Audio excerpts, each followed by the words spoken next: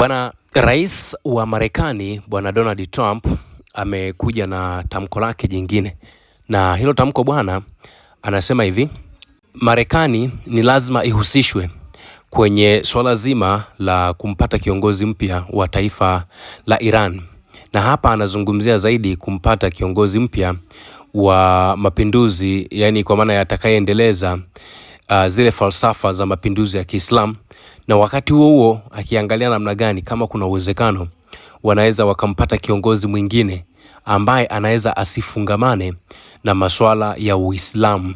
Hii ni kauli ambayo imetolewa na Rais wa Marekani Bwana Donald Trump, na kauli hiyo sio kauli ya bahati mbaya, ni kauli ya ukweli kabisa ambayo Rais wa Marekani anaitamani.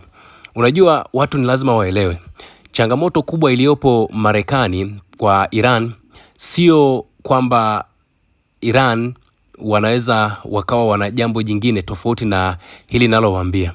Changamoto kubwa zaidi ambayo Marekani anakutana nayo kwa Iran ni misimamo walionayo wa Iran, hasa hao wa Iran. Unajua, kwa asilimia kubwa sana kule kuna Waislamu.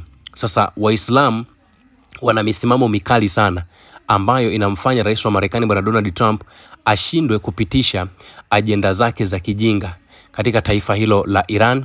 Na wakati mwingine Rais wa Marekani anashindwa kabisa kufanya hizo propaganda zake za kipuuzi ambazo wamekuwa akizifanya kwa miaka mingi sana katika ulimwengu huu. Na ndio maana unaona wanasema wanahitaji kumpata kiongozi mpya, na anasema hivi, huyo kiongozi ni lazima Marekani ihusishwe, na sio Marekani kuhusishwa. Anasema ni lazima yeye mwenyewe ahusishwe kwenye kumchagua mtu ambaye anafaa kuiongoza Irani kwa sasa kufuatia kifo cha Ayatollah Ali Khamenei. Na amesema kwa Mojtaba Khamenei, mtoto wa Khamenei ambaye amependekezwa kumrithi baba yake, hana uwezo wa kuiongoza Iran. Anasema hivi, Mojtaba Khamenei hana uwezo wa kuiongoza Iran. Natakiwa nihusishwe kwenye uteuzi wa kiongozi mpya wa Iran kama ilivyofanyika kwa Duque wa Venezuela. Yani huyu ndiyo rais ambaye mnasema anaitetea dunia. Tunapozungumza leo, Rais wa Marekani Bwana Donald Trump alichapisha kupitia katika ukurasa wake wa Truth Social pamoja na mitandao mingine ya kijamii, akampongeza Duque ambaye ni rais wa kule Venezuela baada ya Marekani kuwa wameishambulia hiyo Iran. Basi akawa ameanza kutoa vitisho kwamba kile ambacho kimefanyika kilikuwa kinatakiwa kifanyike kama chakule kilichofanyika kule Venezuela baada ya kumuondoa kwa dhahama, kwa aibu, kwa fedheha, kwa kumshurutisha rais wa taifa la Venezuela. Kwa hiyo Marekani wanamtafuta aina ya kiongozi kama huyo mwanamama ndiye aweze kulitawala taifa la wapi? Taifa la Iran. Sasa wa Iran wenyewe wamesema that is big no, na wamesema Marekani anajidanganya. Yani kama alikuwa nadhani Marekani anaweza akaamua chochote kufanyika Iran, wa Iran wamesema jambo hilo haliwezekani hata kidogo. Na rais wa Marekani Bwana Donald Trump tena ameenda mbali zaidi, anasema hivi, wa Iran ni lazima wakubali kupiga magoti au Irani yote iteketee. Hii ni kauli ambayo pia imezungumzwa na huyo rais wa Marekani Bwana Donald Trump, ambaye anasema wa Iran ni lazima wapige magoti, huku akisema kwamba Marekani au yeye mwenyewe Bwana Donald Trump yupo kwa ukaribu sana, anafuatilia kila ambacho kinaendelea kule nchini Iran kila wakati, kila saa. Maneno ya rais wa Marekani Bwana Donald Trump, ambapo amesema kwamba the national security and his team will continue to closely monitor the situation throughout the day. Maneno haya yamezungumzwa na rais wa Marekani Bwana Donald Trump, akisema watahakikisha wanafuatilia kwa ukaribu zaidi kila ambacho kinaendelea katika taifa hilo la Iran. Sasa ukiachilia mbali ripoti hiyo, kuna ripoti nyingine ngumu sana ambayo wa Marekani hawataki kuizungumza. Ni juu ya kuzamishwa na kushambuliwa vibaya mno kwa ile meli yao ambayo ni meli ya kivita ambayo ilipaki kwenye mwambao wa Iran. Inafahamika kama US Abraham Lincoln, ni moja kati ya meli ambayo imelitiliwa upatu vibaya mno. Wa Iran walitandika, haijawahi kutokea. Kwa mujibu wa taarifa ambayo imetolewa Iran, wanasema hiyo meli au hiyo aircraft carrier Abraham Lincoln ambayo ilikuwa ipo takribani umbali wa kilomita 340 kutoka boda za Iran katika bahari ya Oman, ilishambuliwa vibaya mno na ilikuwa inaelekea katika mlango wa Hormuz. Sasa wa Iran walishambulia kwa droni, na kwa mujibu wa taarifa ambayo imetolewa pia na Hatam al-Abniya, ambaye huyu yeye ni msemaji wa hiyo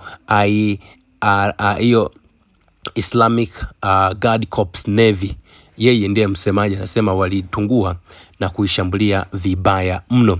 Kwa hiyo wa Iran bwana wameuonesha ulimwengu, yani ukiachilia mbali taarifa za Marekani ambazo wamenunua media zote kubwa duniani zinasambaza taarifa zao, hali ni mbaya sana kwenye actual ground, yani kwenye lile eneo la ukweli la mapigano. Israel imepata madhara makubwa sana, Marekani wamepata madhara makubwa sana. Yani Iran wameuonesha ulimwengu kwamba wao ni taifa tofauti na walivyokuwa wanalifikiria, na huu ndio ubaba ndio ambao watu tunauzungumza mara nyingi. Kwa nini nasema hivi? Yani Iran ina nguvu kuliko walivyodhani na Marekani ni dhaifu kuliko walivyoamini. Hii ndio kauli ambayo naweza nikaitumia.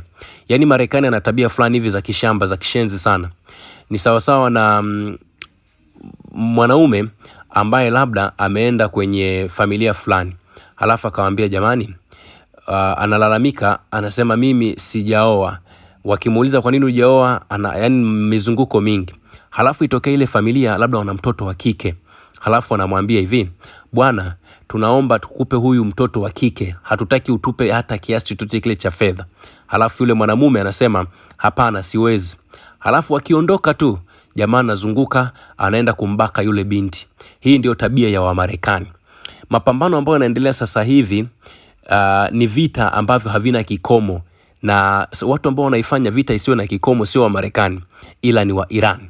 Na kikomo hiki kilikuwa kinadhaniwa pengine kinaweza kikawa mapema kama ambavyo ilitangazwa na Marekani, lakini hali inazidi kuwa wazi kwamba mpango wa nyuklia wa Iran sio jambo ambalo linawatia wasiwasi wapinzani wake, bali kinachowasumbua zaidi wa Marekani, kama nilivyowaambia, ni mfumo wa kisiasa wa taifa hilo, na mfano wake wa kipekee kwa mfumo wa Kiislamu ambao unaonekana kuwa na matumaini zaidi katika taifa hilo. Yani hili mnatakiwa kulibeba kama lilivyo. Mtakumbuka katika mkutano wake wa hivi karibuni na waandishi wa habari, waziri wa ulinzi wa Marekani Peter na mwenyekiti wa wakuu wa majeshi ya Marekani General Dan Kane walionekana kufichua zaidi walivyokusudia. Kauli zao zilijaa maswali yasiyojibiwa na maelezo ambayo hayaeleweki. Zilionyesha udhaifu wa kampeni ya kijeshi licha ya nguvu kubwa ambayo imekusanywa. Baada ya Marekani tayari kujikuta imekwama katika migogoro mingi mashariki na magharibi, kaskazini na kusini, sasa wameanza tena hatua hatari, wakikiri wazi kwamba lengo sio kulijenga taifa wala kueneza demokrasia, bali ni kupigana ili kushinda, kama ambavyo alizungumza waziri huyo wa ulinzi wa Marekani anaitwa Peter Hegseth. Na hii ni majibu makali ya Iran katika siku zilizopita yameonyesha kuongezeka kwa nguvu ya uwezo wake wa kijeshi. Uwezo huo umegeuka kuwa chombo muhimu cha shinikizo la kimkakati, chombo ambacho kina athari za kijeshi na kisiasa katika mapambano ambayo yanaendelea. Mbele kabisa ya uwezo huo tunaona maghala ya makombora ya Iran ambayo ndio makubwa zaidi, yana aina nyingi zaidi ya kila aina ya silaha Mashariki ya Kati. Ni miongoni mwa mifumo ya makombora ambayo imeendelea zaidi duniani katika kipindi cha miongo ambayo imepita. Kamanda wa zamani wa kamandi yake ya kati ya Marekani General Kenneth McKenzie aliwahi kukadiria kwamba Iran ina zaidi ya makombora ya ballistic 3,000. Idadi hii haijumuishi makombora ya cruise ambayo yanarushwa kutoka ardhini. Ghala hili linaipa Jamhuri ya Kiislamu ya Iran uwezo mkubwa wa kushambulia malengo mengi katika eneo lote la Mashariki ya Kati. Hivyo basi, maslahi ya Marekani pamoja na washirika wake waliopo katika uhasama dhidi ya Irani yako ndani ya uwezo wa kufikiwa na makombora hayo ya kisasa. Wakati huo Iran imeendelea kuwa na nguvu ya kuzuia mashambulizi dhidi ya Israel. Kwa mujibu wa hivyo, Israel wenyewe wameharakisha katika miaka hivi karibuni kuboresha mifumo yao ya ulinzi wa anga na kujenga moja ya mifumo tata zaidi ya ulinzi wa anga ambayo ina matabaka mengi. Israel imekuwa ikishirikiana na nchi za magharibi katika kutengeneza mifumo hiyo, ikiwa ni pamoja na lile kombora la kujihami la Arrow 4 ambalo sasa lilitumika kukabiliana na vitisho vya makombora ya Iran pamoja na Yemen. Sasa iko hivi, makombora ambayo ya Iran yana uwezo wa kufika kilomita 2000 mpaka 2500 yanaweza yakafanikiwa kushambulia vituo vya Marekani katika hilo eneo la Ghuba. Lakini pia usahihi wa haya makombora ni mkubwa vibaya mno, kwa sababu wamefanya uboreshaji mkubwa wa usahihi katika mifumo kama Fatah zile 313, lakini zile Solfraga pamoja na Dezful ambazo zinakadiriwa kuwa na usahihi wa mita 10 hadi 30.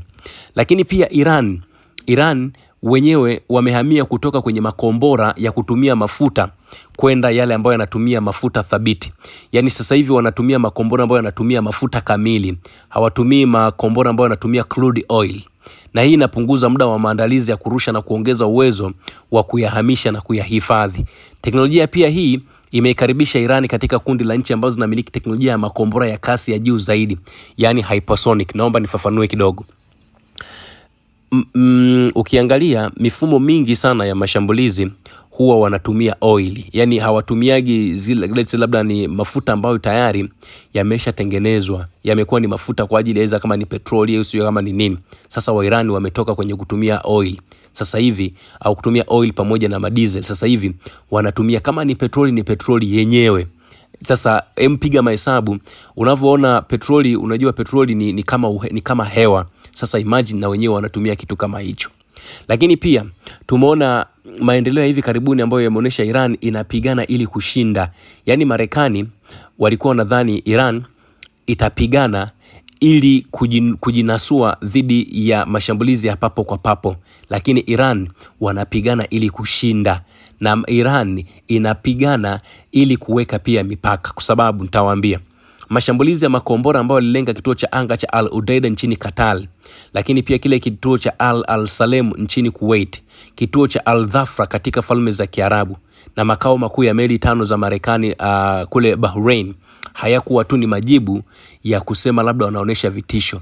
Yale yalikuwa ni majibu ya kutuma ujumbe wa kijeshi kwamba ulinzi wa Marekani hauwezi hata kujilinda wenyewe, sembuse kulinda washirika wake katika maeneo hayo.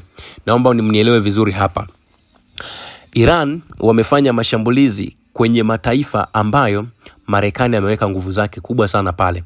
Wamefanya mashambulizi kama nilivyokuambia kwenye hiyo kambi ya Katari ya Al Udeid. Ni moja kati ya kambi ambayo Marekani alikuwa anatamba nayo sana.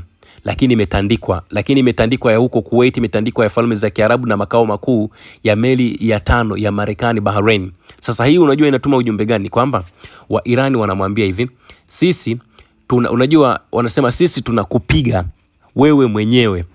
Yani kwa sababu eneo lolote ambalo Marekani anaweka nguvu yake, anaweka sijui ni base, basi ujue eneo hilo linalindwa na Marekani mwenyewe. Yani eneo lile linapewa ulinzi sawasawa na inavyolindwa Marekani yenyewe. Yani hilo ndio picha ambalo unatakiwa kulijenga. Ukisikia Marekani ameweka sijui base nchini Kenya, basi ujue lile eneo sio kwamba kuna Wakenya wanalilinda, hapana. Ujue pale kuna Wamarekani wenyewe ndio ambao wanalioperate, ila tu Wakenya watafanya shughuli ndogo ndogo kama za kufanya usafi, na inawezekana nazo wanaweza wasifanye. Sasa ukiona maeneo kama hayo yameshambuliwa, tafsiri yake ni kwamba Iran wameuonesha ulimwengu kwamba wao wana uwezo mkubwa zaidi. Na hili linapelekea pia kwamba ulinzi wa Marekani katika hiyo Ghuba na Marekani yenyewe kwa ujumla wake ni kwamba hawana uwezo wa kukabiliana na watu ambao wana mifumo hatari zaidi kama ambavyo imefanywa na Iran. Na moja kati ya jambo jingine ambalo linaonyesha kwamba wa Marekani wamefail ni kwamba ukitazama kauli ambayo ilizungumzwa na waziri Peter, aliwahi kuulizwa swali moja kuhusu kampeni dhidi ya Iran, ambapo alikwepa kujibu. Aliuliza kwamba kama wanajeshi wa Marekani wameingia ndani ya ardhi ya Iran, akasema hivi, naomba ninukuu: hakuna wanajeshi wa Marekani ardhini Iran, lakini hatujajadili maelezo ya kile tunachofanya au tusichofanya. Hii ni kauli ya mtu ambaye anategemewa waziri wa ulinzi. Kwa hiyo Iran ambayo mnaizungumza, Iran ni moja kati ya taifa kubwa, ni taifa ambalo limeonyesha heshima kubwa sana. Ni kwa bahati mbaya tu, ni kwa sababu sheria ambazo waliziweka wa Marekani pamoja na Israel zinazuia watu kutopiga picha, kutorekodi video za madhara ambayo wameyapata wa Israel pamoja na washirika wa Marekani. Lakini ukienda pale Tel Aviv, mji mkuu wa Israel, utakutana na hali ambayo sio ya kawaida. Ukienda Jerusalem utakutana na mambo ya hovyo ambayo yamefanywa na Wairani. Wairani ni walikuwa wanapiga kuua. Walikuwa hawapigi eti wapige alafu ujigeuze tena. Wao wanapiga kuua, wanapiga kuchakaza, wanapiga yani kupiga kwenyewe. Lakini kwa bahati mbaya sana ni kwamba Marekani pamoja na Israel walifanikiwa kuweka udhibiti mkubwa sana wa watu kutokuwa na uwezo wa kurekodi video pamoja na kuchapisha hizo video au kuchapisha picha za madhara ambayo wameyapata wa Iran. Na sasa hivi wanachokifanya, wameyapata wa Israel. Sasa hivi wanachokifanya ni kwamba ni kama kuna maroboti fulani hivi wanayatumia. Yani video au picha yoyote ambayo imetoka inaonesha namna Israel ambavyo imeharibiwa, basi automatically inakuwa deleted. Yani ni kama wametengeneza virus fulani hivi kwa ajili ya kudelete picha zote. Yani zinanasa, zinaonesha kwamba eneo hili ni la Israel, ni kama maeneo yote wameyaweka kwenye mfumo wa GPS ambayo yameshambuliwa na Iran. Lakini hali sio nzuri, na ndio maana mtakumbuka nimewaambia neno moja kwamba Iran ina nguvu kuliko walivyodhani na Marekani ni dhaifu kuliko walivyoamini. Usisahau kusubscribe, like na kubonyeza alama ya kengele